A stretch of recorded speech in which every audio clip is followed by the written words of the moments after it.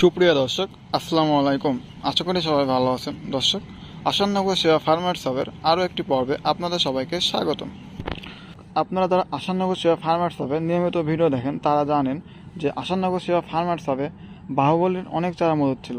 আপনারা দেখতে পাচ্ছেন বাহুবলীর চারা প্রায় শেষ, আর মাত্র কিছু সংখ্যক চারা আছে। আসাননগর সেবা ফার্মার সাব এই মুহূর্তে পুরো বাংলাদেশে কুরিয়া এবং বাসের মাধ্যমে সার্ভিস দিয়ে যাচ্ছে। তাই আপনারা যারা চারা নেবেন তারা অবশ্যই আমাদের সাথে যোগাযোগ করুন।